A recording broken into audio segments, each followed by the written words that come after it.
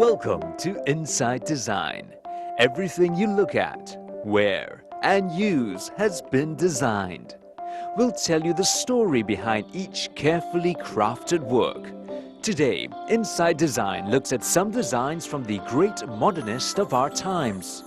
And we'll see how their modernist vision has materialized to become some of the most sought-after products in the world.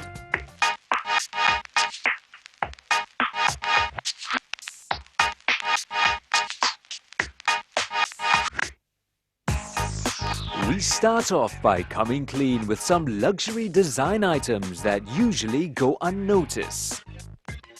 The designers of these fittings made sure that their works would be anything but forgettable.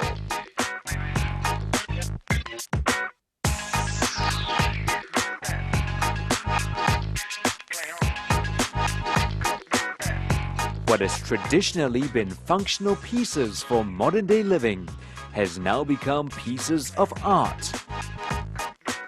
And it's not just pretty to look at and nice to the touch. Each product balances form and function, originating from a long line of sanitary technical developments. The company that does this is Hansgrohe, and cutting-edge modern designs are a key part of its business. Our mission here is to tell the story about the design. Every good design has a story behind it, and there's a way that we present it in the showroom that allows the customer to visualize what our designs can do for them for their own bathrooms. Established more than 100 years ago, this German company believes in accuracy and a meticulous working style when it comes to design. Its guiding inspiration? Water, the elixir of life.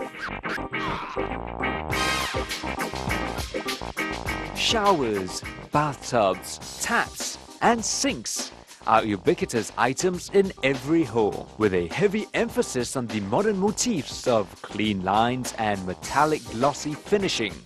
What was once a forgettable home appliance has been transformed into eye-catching centerpieces. Some might go so far to say that this design-intensive approach has revolutionized the industry. To the designers, bathrooms have become much more than centers of personal hygiene. They've become an oasis of tranquility. The bathroom is changing dramatically right now, and it has to do with our changing lifestyles. We are in an increased need of a space in daily life where we can rest. We can rest our body, but we also want to rest our soul. It's this body and soul balance which we're looking for.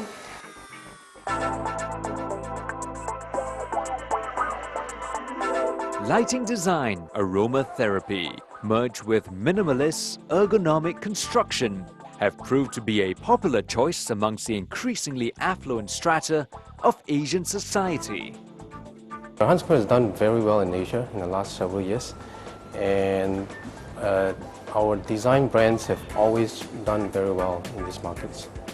To stay focused on its interests in the implementation of design and spatial concepts, Hansgrohe's several brands continue to dedicate themselves to a cutting-edge design culture. And to achieve clean, timeless, and appealing products, they engage some of the brightest minds in the design world. Enter design maestro Philippe Starck. When you think of Philippe Starck, you think chic New York hotels and cutting-edge sculptures. But bathroom fittings? Well, check this out.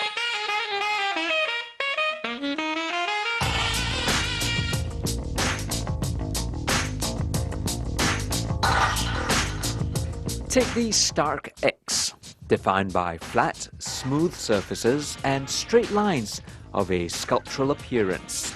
The X or Starck X exhibits an elemental elegance that is fashionable yet timeless.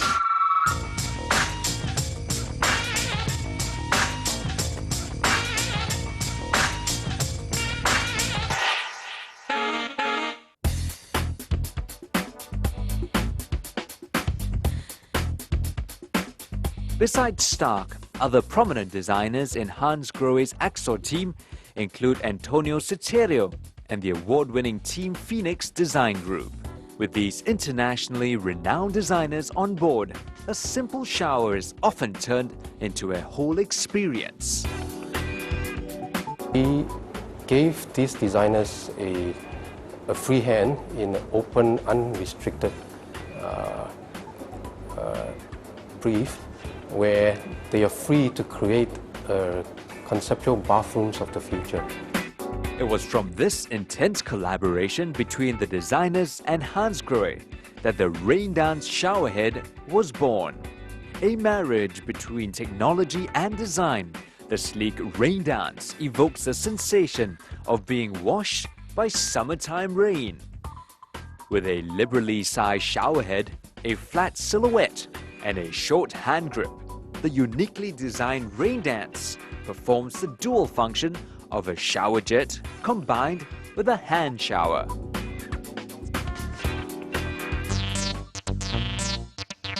It is highly evident that the modern design style has dominated the motivation for the vast range of products from Hansgrohe.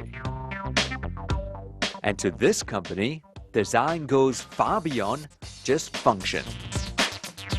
Axor was in-depth work. It reflects the whole dimension which I envisage for the design, because design foremost sets out to be a plan for life. It's not a question of designing products which are mere consequences. They are pieces of a whole mosaic which is going to make up a universe. In that universe, the human being and life must flourish.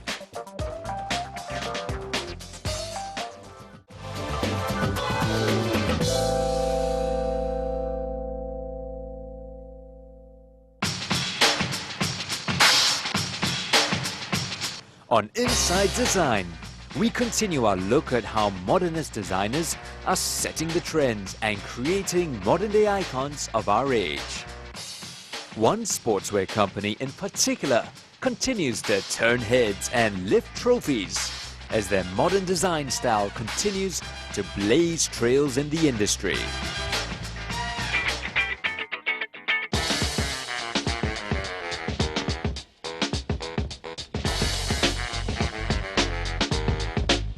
If you have a body, you're an athlete. That's the inspired mantra of the founder of sports label Nike. The design philosophy at Nike is to create a dialogue, a visual dialogue at different levels. First, from far, the consumers need to be attracted by the product through iconic design. Then as the consumers get closer to the product, the 3D dimension engages in attention. And as the consumer gets close enough that they can touch the product, they get captured by the details. We call that emotional coding. So the entire process of these three levels to attract, engage, and capture the consumer is called complex simplicity. That's how our head of design in footwear is calling it. On top of this, the designers at Nike are charged with bringing inspiration and innovation to every athlete in the world, while providing a competitive edge that helps athletes perform better. Nike's design inspiration is also driven by winning teams and superstar athletes. Take the Brazil soccer team, for example. No team has captured the world's imagination quite like Brazil's charismatic footballers. This was the inspiration for this range of products. Our mission is to bring inspiration and innovation to every athlete in the world. So a lot of inspiration is going to come from the athletes. The free product was came out to life by our research group studying some athletes doing barefoot training. So we know that barefoot training increases the resiliency of muscles and ligaments in the foot. So they tried to build a shoe that replicates the movement of barefoot training, but adding some protection to it and putting it in a footwear because grass or sand is not available everywhere and every time.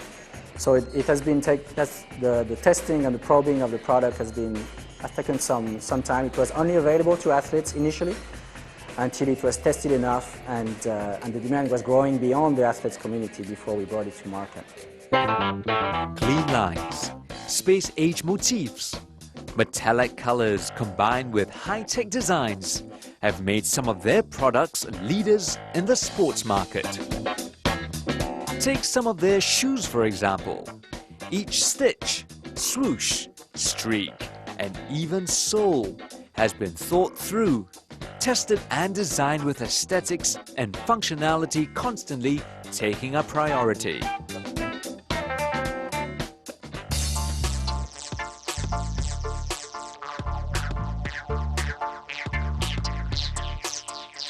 Material technology is also a major part of the design process. Different materials for different climates and athletic needs determine the basis of how a particular piece will look and feel.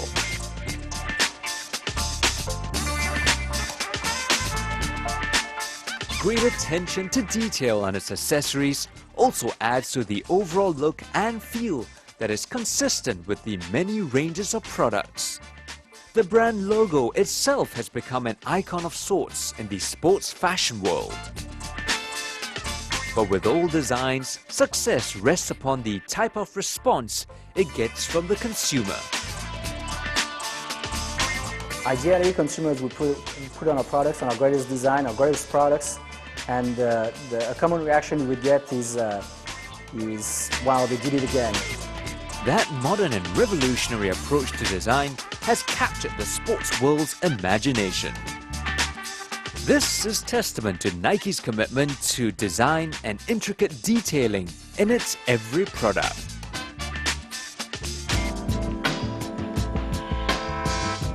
Our next stop on our tour of the modern design style takes us into a culinary world where how things look is as important as how they taste. Welcome to the Pierside Kitchen and Bar.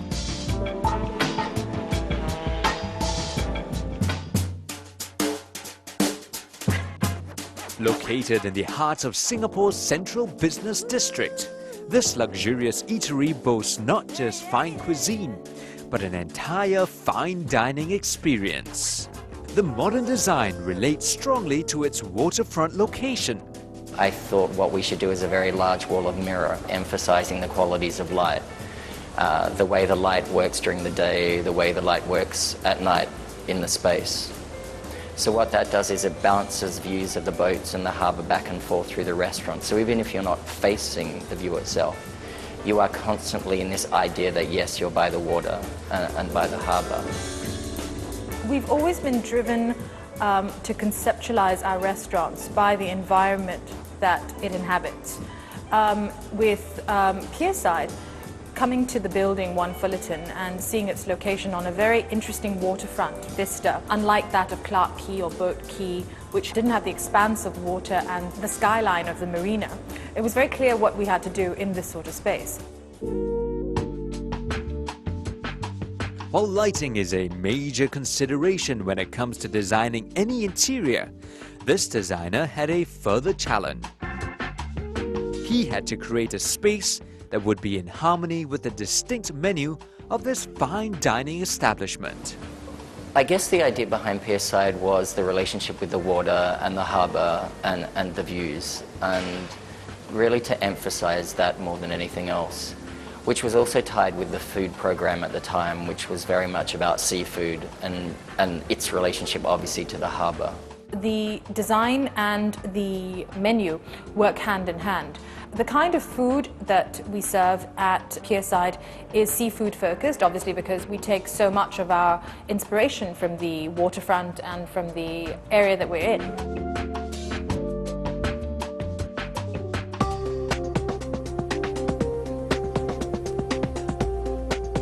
While culinary fare is key for the success of any restaurant, the interior design is also a major part of the dining experience.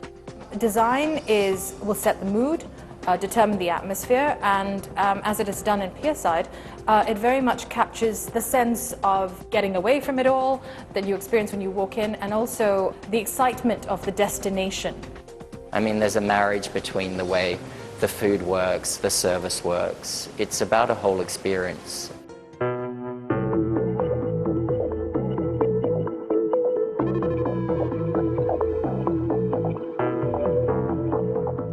Much detailed consideration has been taken into the modern design of this waterfront restaurant and bar. Even the restaurant's menu and wine list was chosen to complement the overall look and feel of the interior.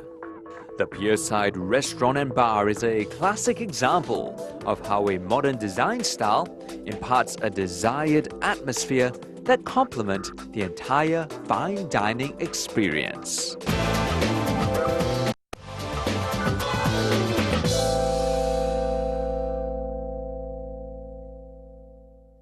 Whether you're an athlete in need of performance shoes or a computer whiz in need of yet another gadget, everything has got to be designed.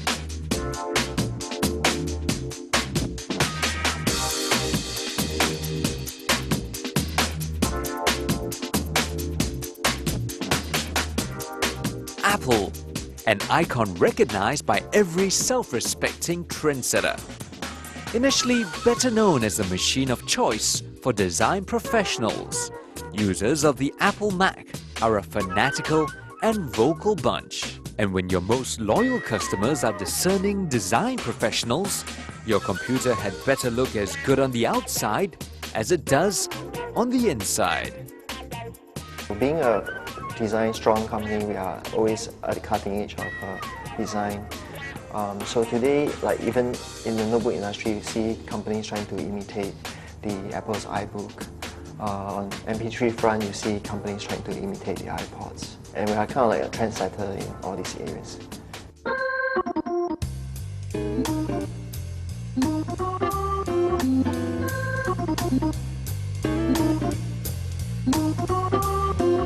After conquering the design stakes with their desktops and laptops, Apple set their sights on something a little smaller, the humble MP3 player.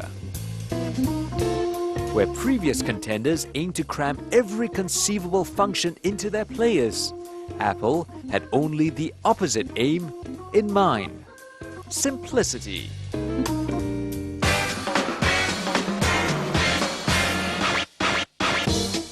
What we are trying to do is to make very complex technology very easy to use for consumers. So you need a rather easy to use user interface to easily locate the song. And I think the iPod does that really well, and probably the best in the entire industry right now. So on the iPod you see a very unique design, which is the scroll wheel. Allows you to kind of like scroll through thousands of songs in a matter of seconds and locate the song you want. Slim, smooth, and sleek with clean lines, but with elegant curves in all the right places, so that it looks sleek instead of boxy, sexy instead of sterile. Everybody I met was like, wow, it's really cool. Absolutely. So when you talk about design, it's actually in Apple's DNA.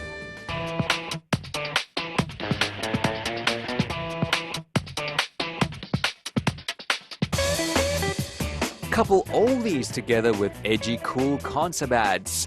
The only way to go was up.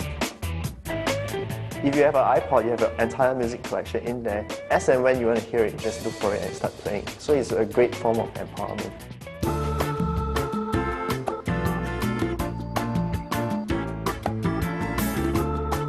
The PowerBook G4 was recently launched to keep the Mac fans interested. This portable computer is designed for the professional user. We found out that a lot of customers using notebooks actually break off the latch that covers the port. So we actually do away with the cover entirely. And secondly, it provides an easy access to all this connectivity for our customers. Okay. The other thing that I'd like to show you is the screen. So most people use their notebook when they travel, especially on a plane. So in a plane where you have really confined space, you find that you can't really open your screen up completely. So what we have done is we put the screen behind the computer when it opens up. So that kind of like allows the user to open the screen to a wider angle. And then we have this keyboard that sort of like light up in the dark. So if you're a DJ working in a very dim disco, or you're someone working on a plane and do not want to wake the person next to you, So you can kind of like turn on the backlit keyboard, and it's kind of like automatic. So when the ambient sensor built in the computer detects that you are working in a dark environment, the keyboard will light up and you also dim the screen at the same time.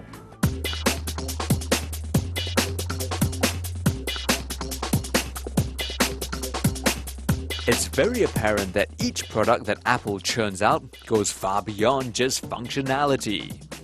It's this dedication to the modern design style that has made it an icon amongst computer designs.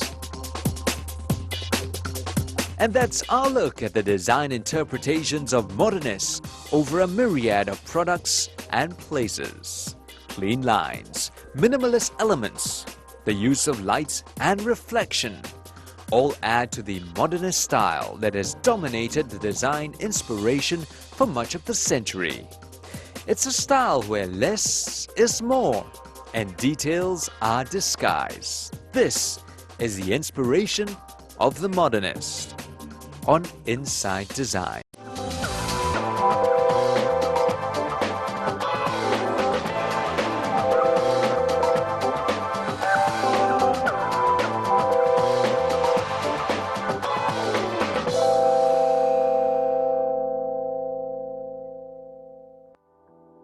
All you need to know about the best designs in the world, from inspiration to interpretation. Today, we're going back in time on Inside Design. Call it an obsession with the past, the retro theme is still making waves in the design world today. Retro is a term referring to quirky, iconic, and colorful designs from the 1950s and 60s in America. This era is best remembered for the large floral motifs, high platform shoes, and a dedication to the use of synthetic materials.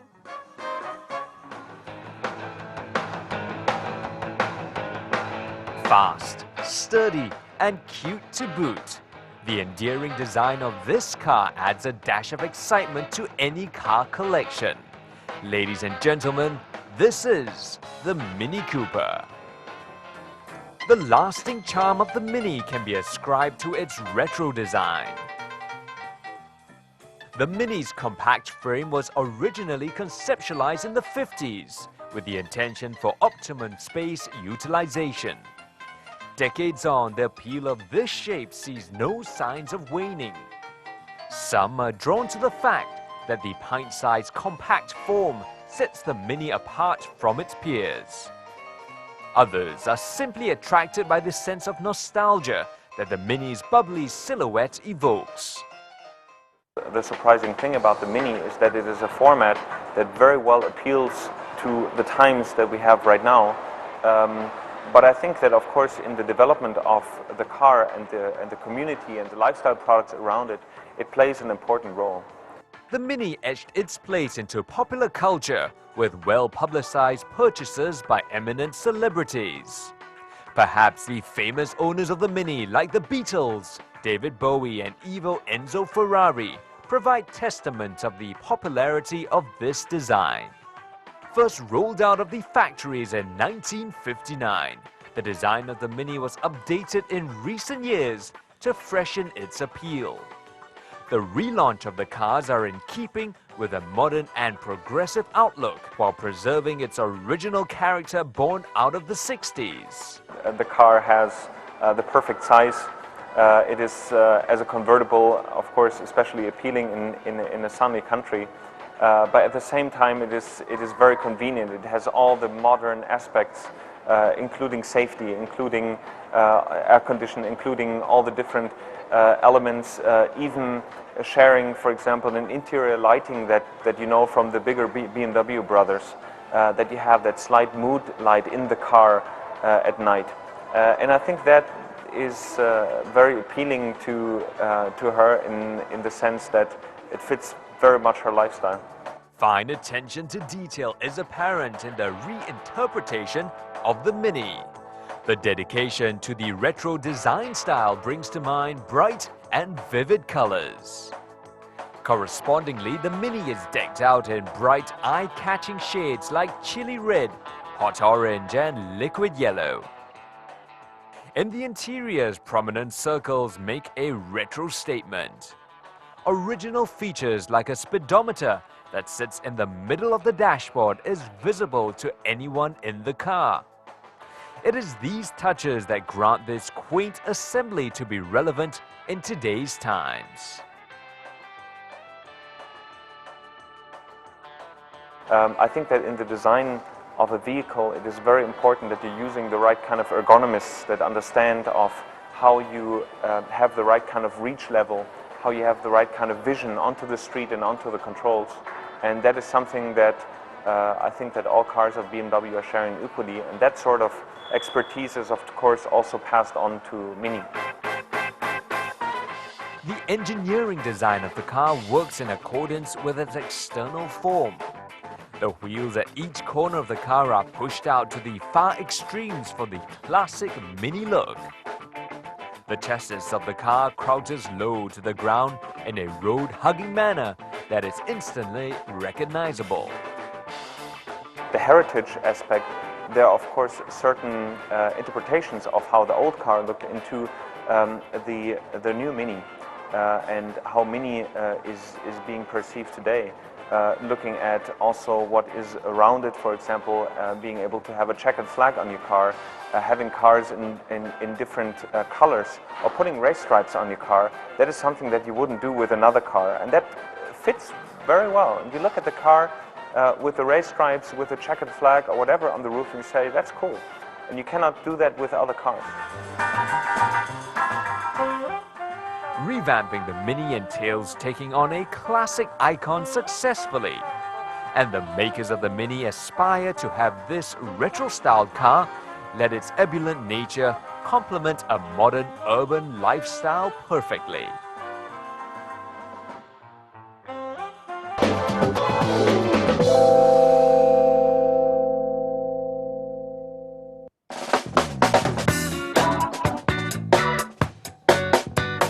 Nothing makes a bigger statement in design than going retro. From the hypnotic, swirling colors to the sexy curves, retro design is fashioned to stand out in a crowd. And Space, a retailer of designer furniture, has a collection that does just that.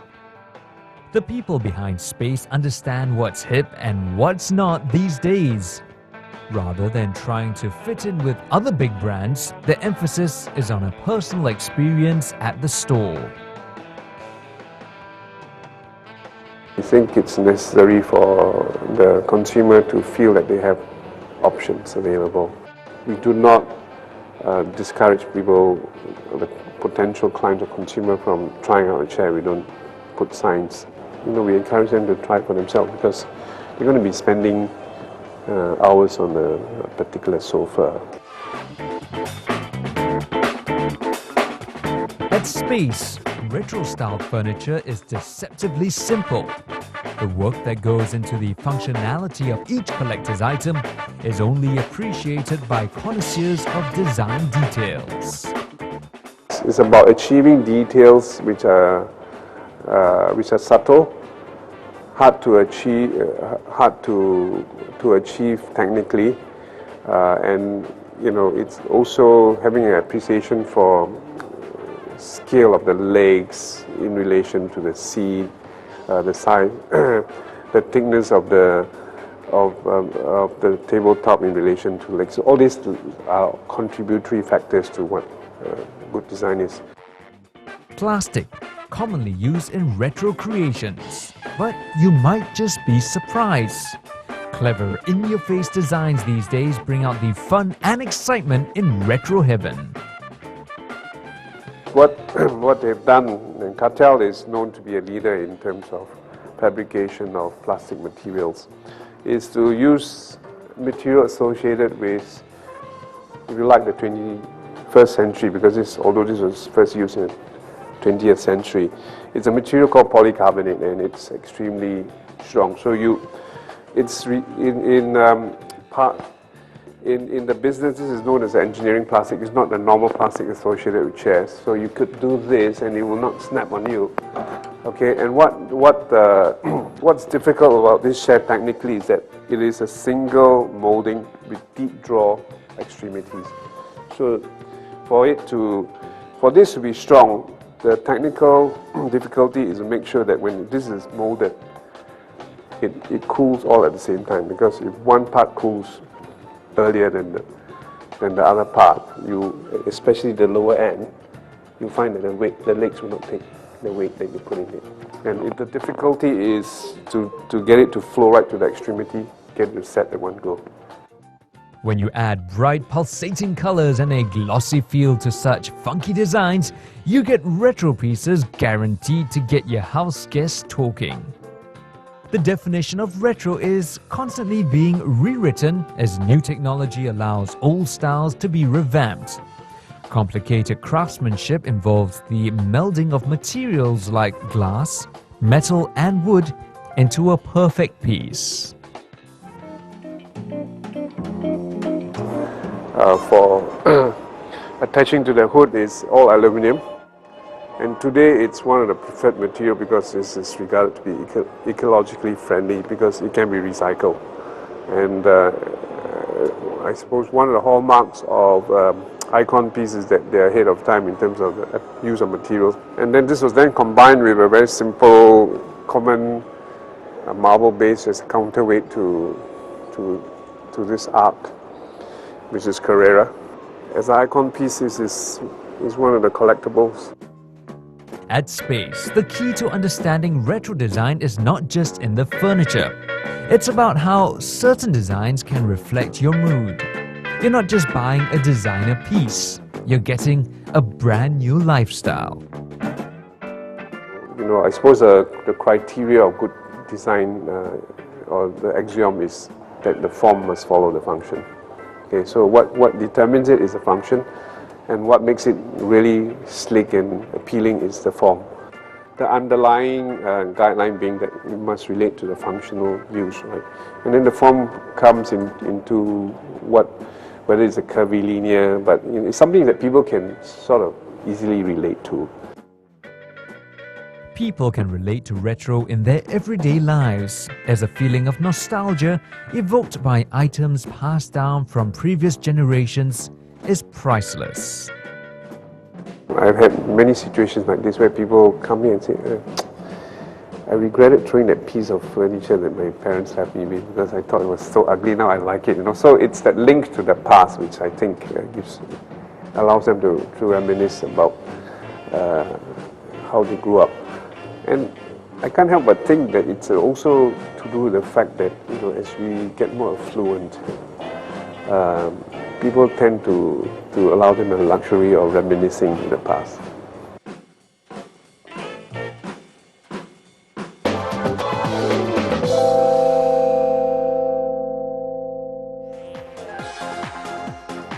Think bright colors and psychedelic curves. Think catchy feet-tapping music. These are characteristics that best speak of the retro era. And providing a zone for clubbers to bob to disco beats is the Ministry of Sound.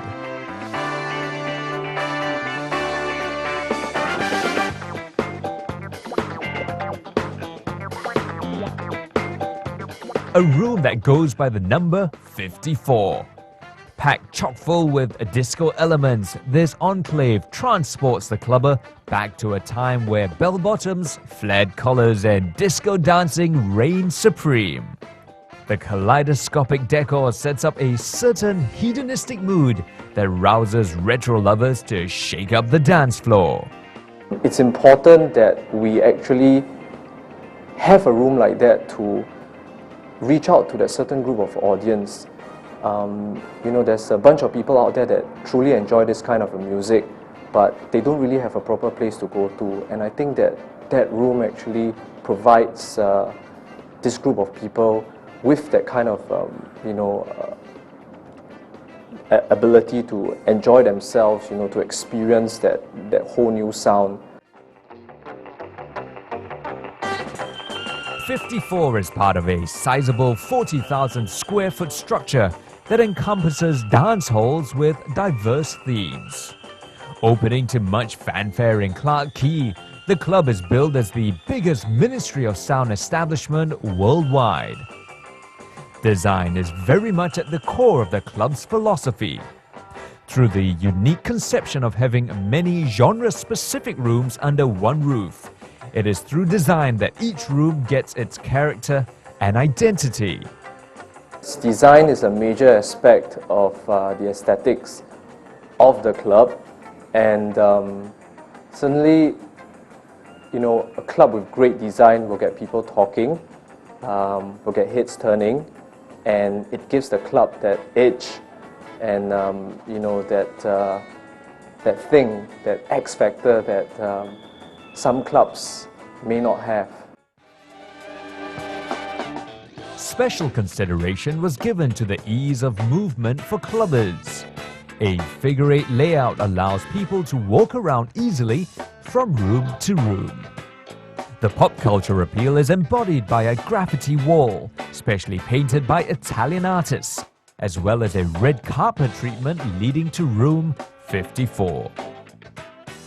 At the club entrance, an impressive fiber optic chandelier hangs supreme. But what often becomes a talking point is the retro room. I think it all has to fall into place. It has to feel right. I mean, in its entirety, when people walk into a place, it's not just the music, but of course the design, the surroundings. So when they go in to take, for example, the 54 room, they look at that piece of furniture and go, wow, this is so cool, you know, that chair's so in, you know, with this, the whole likeness of the room. Perhaps it is the funky designer furniture or the glittering details that catch the eye. Room 54 charms with its infusion of colorful bubble-like adornments, imbibed with vigor and energy. The designers played up the notion of retro fun by bringing back to life quirky concepts. Design was of course inspired by, you know, Studio 54, hence the name to begin with. So you see lighted LED panels, you know, very Saturday Night Feverish, John Travolta kind of thing. That's all part and parcel of the whole 70s lifestyle thing, dance culture back then that we kind of took from and put it into the club. So that's inspiration there for that room.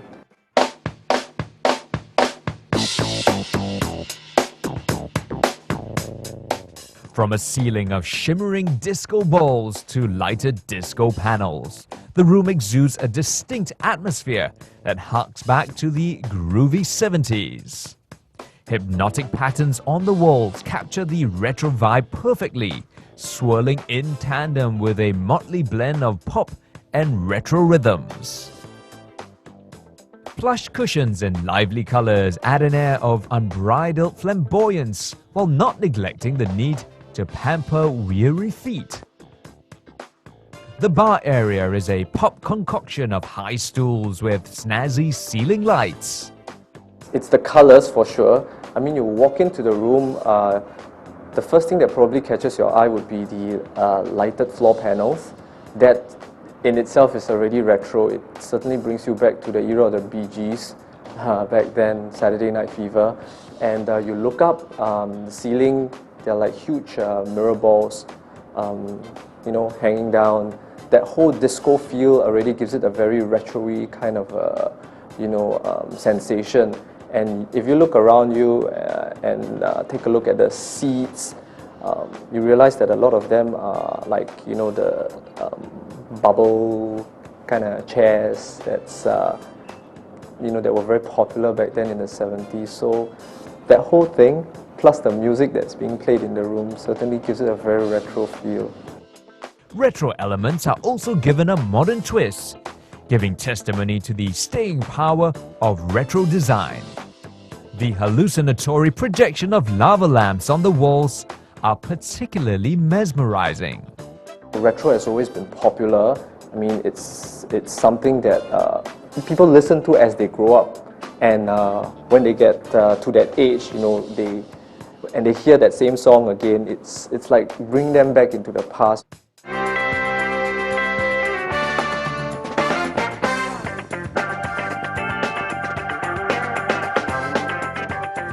with equal attention is paid to sound quality to complement the retro vibes of the interior. The aim is to immerse the crowd in a high-quality soundscape to elicit their enthusiasm.